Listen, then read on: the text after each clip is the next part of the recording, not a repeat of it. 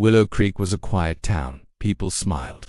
Streets were safe, but one street was different. Black Pine Lane had a house no one talked about. Kids crossed the street to avoid it. The grass was never cut. The windows were always dark, and the door always slightly open. People said the house was empty. But at midnight, strange things happened. Lights flickered. Whispers came from nowhere. Even dogs refused to bark near it. Ethan Miller moved into a house across the street. He asked his neighbor, "What's with that house?" The old man just shook his head. "Don't ask. Just don't go near it." Ethan was curious. Every night, he watched the house. The same time, the same sound. Midnight door creaked open. Then silence. Ethan asked his parents, but they ignored him. One night he saw a figure at the window. It stared at him, then vanished. He grabbed his phone, took a picture, but in the photo no one was there. The house looked darker than before. Ethan decided to find out the truth. He set an alarm for 11:55 p.m. He was going in. Midnight was close. The house was waiting. Ethan put on his hoodie and sneakers. He left a note on his desk. "If I don't come back, check the black house." At 11:59 p.m. he crossed the street. The night was cold. The town was silent. The house door was half open. A cold breeze came out.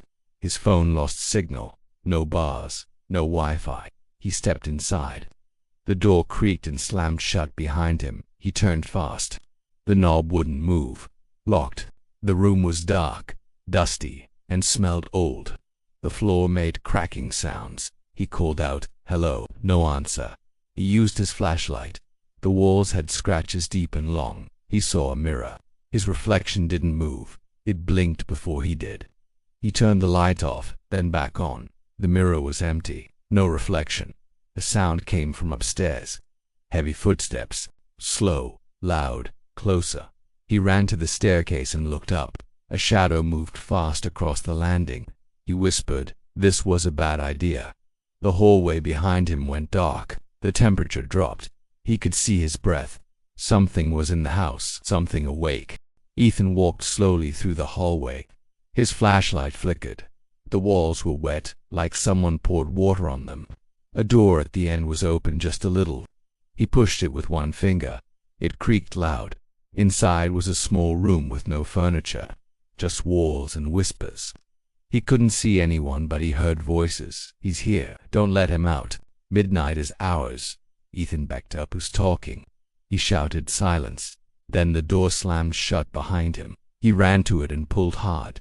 Nothing. The whispers returned louder, faster, closer. His flashlight went out. He used his phone light. It turned on, but glitched faces flashed on the screen. Pale, empty faces, all staring at him. He dropped the phone. It slid across the floor and stopped at the corner. He bent to grab it. Cold fingers touched his hand. He screamed and pulled away, but no one was there. Just air. Then a handprint appeared on the wall. Slowly, more handprints formed, all moving toward him. He kicked the door once, twice. It didn't budge. Then a loud voice said, "You opened the door. Now you stay." Ethan kept hitting the door. His hands hurt. The whispers got louder. The walls shook. Then, silence, total silence. He turned around. The wall behind him was open now, like a secret door. It led to stairs going down. A cold draft came from below. A sound echoed. "Come down, Ethan." His name, spoken slowly. He stepped down. The flashlight flickered again. He saw old toys on the steps, broken dolls, cracked cars, and a teddy bear missing its head. The air smelled like rust. One step creaked louder than the others. He froze. Something moved below. He took another step, then another. A loud bang came from above. The secret door slammed shut. He was trapped again. At the bottom was a basement with no lights, just shelves and old furniture. A rocking chair moved by itself. He aimed his flashlight at it. A girl sat there, pale skin, black eyes. She whispered, "It's always midnight down here." Ethan tried to run back up, but the stairs were gone. Only wall. No way out. The girl stood. Her feet didn't touch the ground. She pointed at Ethan. "You shouldn't have come here." His heart raced. Something else was behind him now. Ethan spun around fast. Someone stood behind him. A boy, maybe 10 years old. Dirty clothes, no shoes. His eyes were dark and empty. He He didn't blink, he didn't speak, just stared. The girl in the rocking chair whispered, "He never talks, he just follows." The boy stepped closer. Ethan backed away. His foot hit something metal. It was a cage. Inside was a stuffed animal. It moved. Ethan looked again. It had no face, just stitches. The girl whispered, "Midnight takes your face first." The boy raised his hand. His fingers stretched longer than normal. Ethan turned and ran into the dark. Shelves crashed behind him. The floor felt soft, like mud. He tripped and fell hard. Hands reached from the ground and grabbed his legs. He kicked, screamed, pulled. Dirt flew everywhere. He broke free and ran to a door in the far corner. It opened before he touched it. The hallway on the other side was upside-down furniture on the ceiling, lights on the floor. The boy was there again, standing on the ceiling. Ethan whispered, "I want out." The girl's voice echoed again, "There is no out, only in." Ethan ran down the twisted hallway. Everything was backward. The lights blinked below his feet. Doors opened and closed on their own. He passed a room with mirrors. His reflection wasn't moving, it was smiling. He didn't stop. He found a door that said clock room. He pushed it open. Inside, hundreds of clocks ticked at different speeds, but none of them had hands. One clock turned toward him. Yes, indeed, it faced him and whispered, "You came at midnight. You stay forever." Ethan shouted, "I didn't do anything." The room laughed. The walls echoed. "You heard the warnings." He saw a large clock at the center. It had only one word. Now the boy stood next to it. He placed his finger on the word. The room shook. A deep bell rang 12 times. Each ring made the lights flicker and the floor crack. Ethan ran to the exit. A door opened, but behind it was just darkness. Floating darkness. The girl's voice returned. "Time's broken now. You can't leave when midnight never ends." Ethan's legs shook. He knew one thing: this house didn't want him to leave. It wanted him to disappear. Ethan stepped back from the door of darkness. He turned around, but the hallway had changed again. Now it was long and narrow with no lights. He walked slowly. The floor felt soft. Suddenly he stepped on something that moved. He looked down. A face was staring up at him. Then another and another. The floor was filled with human faces, trapped under a thin layer like glass. They moved their mouths, but no sound came out. Eyes blinked. One looked just like his own. He jumped back. A voice whispered from the wall. They were all curious too. Ethan ran. The floor faces screamed in silence. Their hands reached out, pressing against the glass. He reached a stairway going up. Finally he climbed fast, but the steps stretched. No matter how many steps he took, the top never got closer. Then the boy appeared again above him, this time, upside down, staring.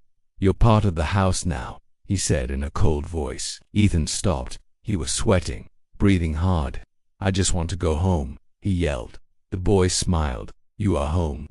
The stairway vanished. Ethan was falling back into the house, deeper than before. Ethan hit the ground hard. It wasn't cold. It was warm to warm, like skin. He stood up and looked around. The walls moved in and out, like the room was breathing. The ceiling dripped red water. Or maybe it wasn't water. He didn't want to know. In the center was a bed. Someone was under the covers. The sheets rose and fell, slow and steady. Ethan whispered, "Hello." The body didn't move. He walked closer. His heart pounded. He grabbed the corner of the sheet and pulled. Nothing was there. Just bones. Clean white bones. A clock on the wall ticked fast, faster, faster, then stopped. Midnight again. A door opened by itself. Ethan ran through it. The hallway was now alive. The walls had eyes. They followed him as he ran. Voices whispered from every crack. "Stay, stay, stay." He found a mirror and looked into it.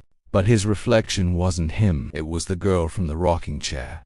She was smiling. Her lips moved, but his voice came out. "I warned you." The mirror cracked. His reflection laughed. Ethan turned and ran. He didn't know where he was anymore, but the house did. Ethan ran until he saw a door with a glowing exit sign. Finally, he rushed to it and pulled hard. It opened. Cool night air hit his face. He stepped outside.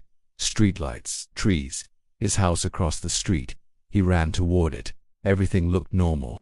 His parents' car was in the driveway. He banged on the door. His mom opened it, smiling. "Where were you?" she asked. Ethan shouted, "The black house. It trapped me." "There's something," she blinked. "What black house?" He turned to point. It was gone, just an empty lot. No house, no broken windows, just grass. Ethan stepped back. No, it was right there. His dad came outside. "You must have had a nightmare." Ethan looked at his phone. No pictures, no videos. The note he left, gone. His shoes were clean. No dirt, no scratches. He checked his flashlight. It was new, unused, but he remembered everything, every sound, every shadow, every scream. He whispered, it was real. That night, as the clock hit midnight, he looked out the window. A light flickered on the empty lot. A door appeared floating in the air. It creaked open. The house was never gone. It was just hiding. Ethan didn't sleep. He watched the empty lot all night. At 12 a.m. sharp, the door appeared again, standing alone, glowing faintly. Wind howled, but only on that lot. Trees bent toward the door. The light inside pulsed like a heartbeat. Ethan grabbed his phone and recorded it, but the screen stayed black. No door, no glow, just static. He looked through the window again. The door was still there. Slowly opening, he heard a knock on his own bedroom wall. He turned fast, nothing there. Then a second knock, closer, louder. He backed away. The wall cracked. A hand reached through. Not made of flesh, made of shadow. It grabbed his wrist. He pulled hard and broke free. His wrist was marked. A dark burn, shaped like the number 12. The door across the street opened wide. A voice whispered in his ear, "Time is running again." His lamp turned off. His phone screen shattered. The clocks in the house started ticking backward. His mom and dad were frozen at the kitchen table, not blinking. Ethan screamed their names. No response. The house across the street was calling again, and this time it wasn't asking. Ethan ran outside. The night felt heavy. The stars were gone. Only clouds, only silence. The glowing door stood in the lot, wide open. Inside was darkness, moving, breathing. He heard footsteps behind him. He turned. No one there. Then whispers, "Come back, you belong. You left something inside." Ethan looked at his hand. The burn was glowing now, like fire under skin. He stepped back, but his feet didn't move. The ground held him like hands. He yelled, "I'm not going back." The voice from the door said, "You never left." Then, from the shadows, the silent boy appeared. Next to him, the girl in the rocking chair. Behind them, dozens of faces. All pale, all trapped. Ethan's reflection walked out of the door, smiled, and whispered, "You're free now." Then it walked into Ethan's body. He froze. His eyes turned dark. His mouth moved, but it wasn't his voice anymore. The real Ethan was gone. The door closed slowly. The house vanished again. Nothing but grass. Nothing but wind. The next morning, a new family moved in. Across the street, Ethan stood in the window, watching, waiting. Midnight was coming, and the house was never empty.